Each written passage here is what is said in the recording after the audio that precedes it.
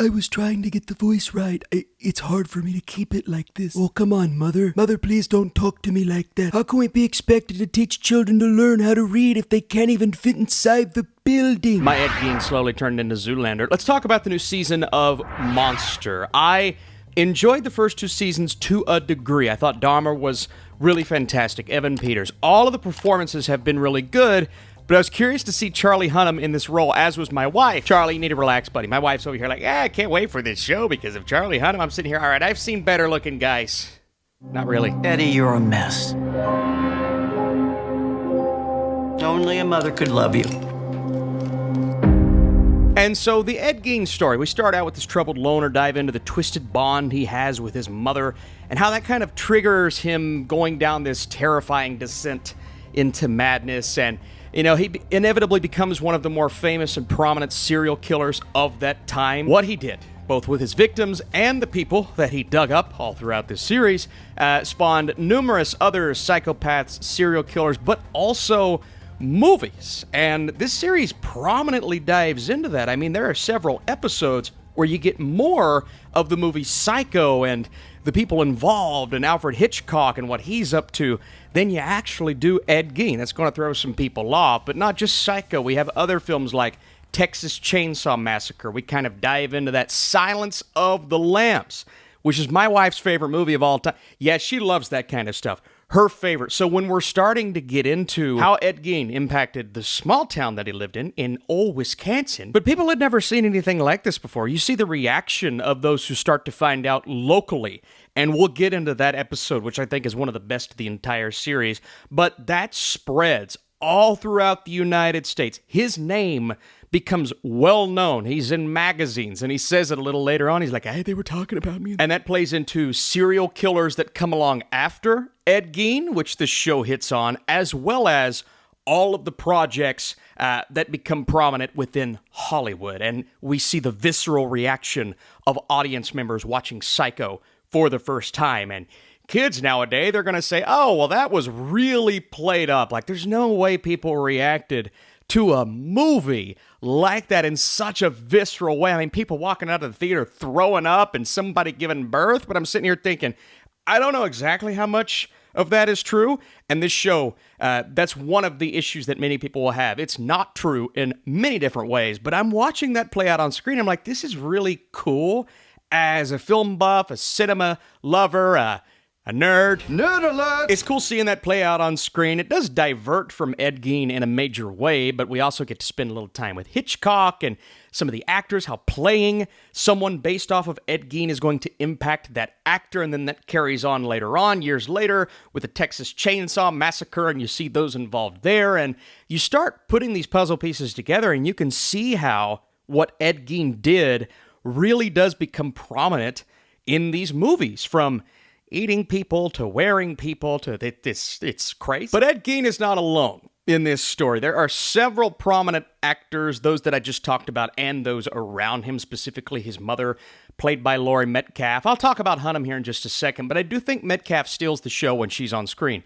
It's a phenomenal performance. It really is. Like, she's threatening, her story is a bit devastating, the way that she kind of manipulates her son, well, really both of her children. This starts out with Ed and his brother, and that's kind of up in the air with how this show handles, not with how the show handles the death of his brother, but in real life, how that worked. But at the same time, I'm getting this chemistry or lack thereof between the two, and whenever they're on screen together, especially when he starts going down this path of seeing things that aren't really there and having these conversations with his mother, again, you can tie that in heavily to the movie Psycho, but it is so fascinating kind of seeing all of this from his, I don't want to use fascinating in a light that kind of uplifts Ed Gein, because that's not what we are doing as an audience, but it is interesting seeing how this plays out on screen. I shouldn't have to say that. We're normal humans here. We can appreciate horror movies and shows without having to say, well, I don't appreciate what he did, murdering all those people. It's like, yeah, no shit.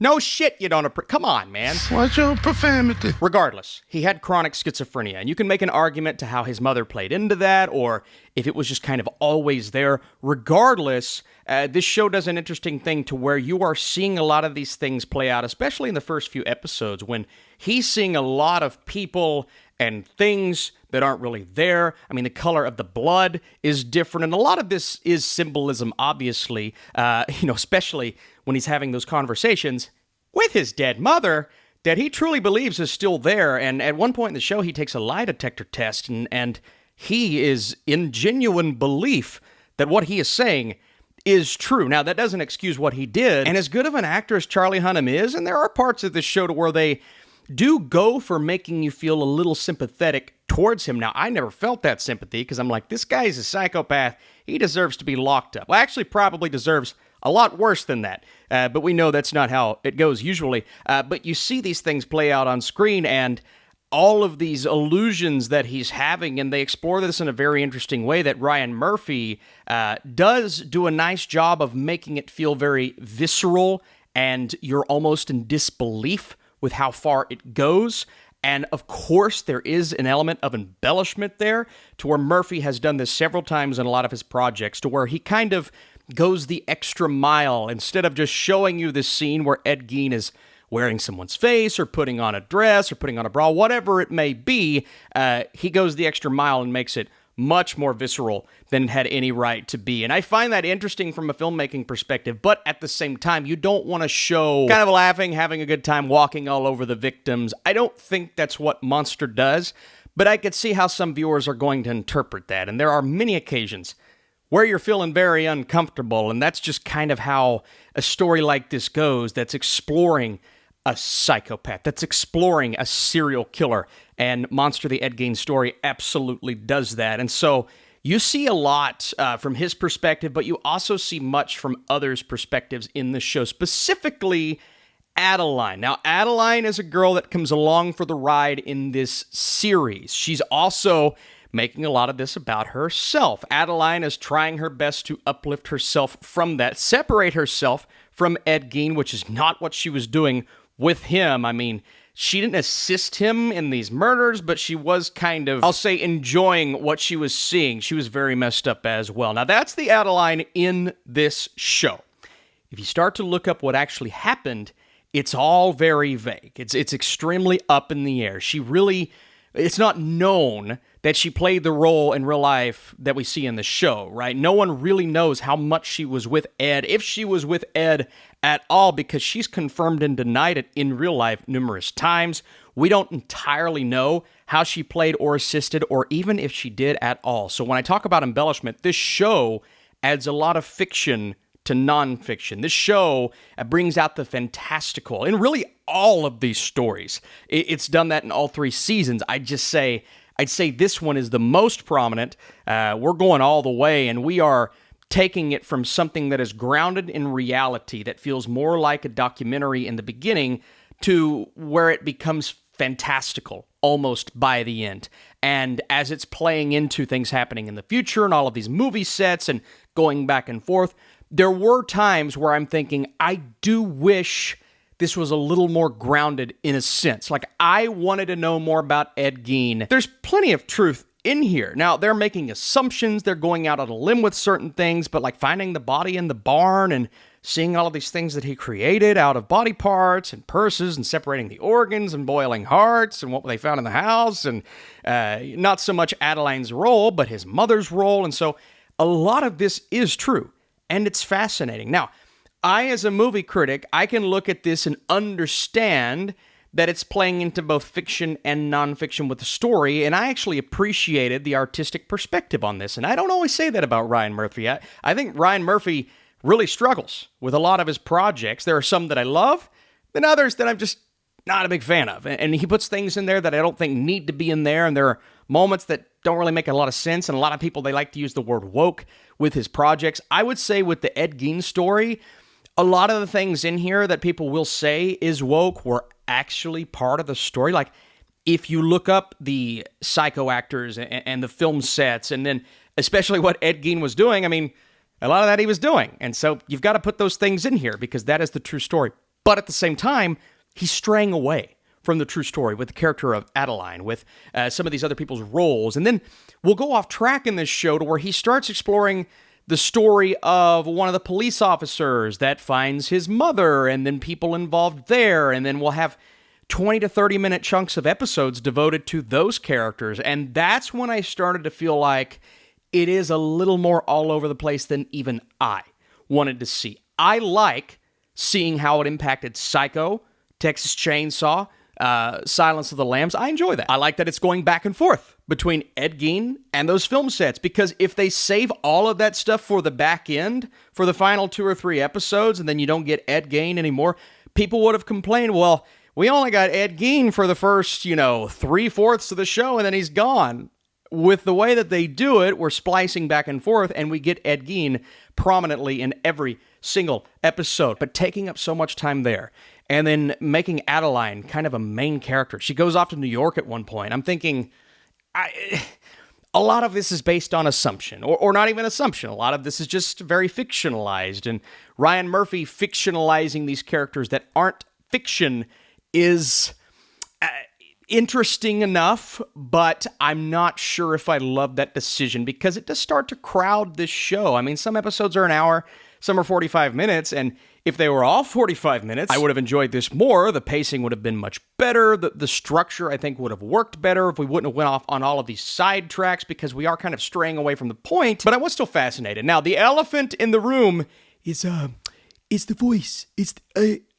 what? Bro, what are you talking about, man? I don't think he sounded like that. I mean, it was kind of hard to hear him in the recording that I was listening to on YouTube, but I'm like, that doesn't sound like a Muppet. I mean, Hunnam's trying to capture the accent, but then he's also doing this weird vocal thing that is just, I mean, I'll give him kudos. It's memeable. It's memorable. When I think of this character, I think of that strange voice and kind of the inflection and some of the verbiage. I'm like, okay, he made it memorable, and I appreciate that.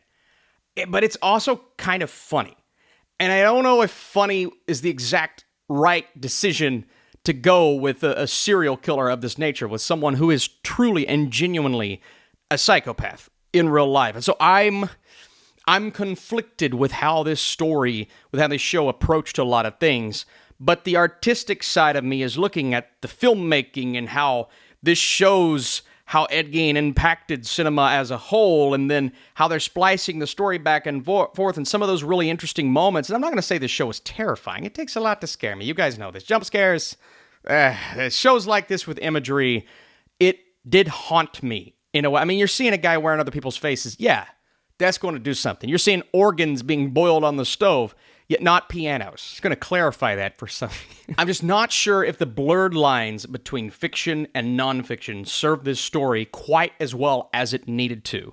But at the same time, the production value, how this show looks and feels, how it makes you feel, and how this fictionalized, somewhat, version of Ed Gein was interesting while telling you the true story, but at the same time adding so many elements that are fantastical. And so, at the end of the day, I did like this season of Monster more than I'm seeing other critics like it. I don't want to say I enjoyed it. It did make me very uncomfortable. I was into it. Some of those intimate scenes, horribly intimate scenes, did make me feel very just like on the edge of my seat. Ugh.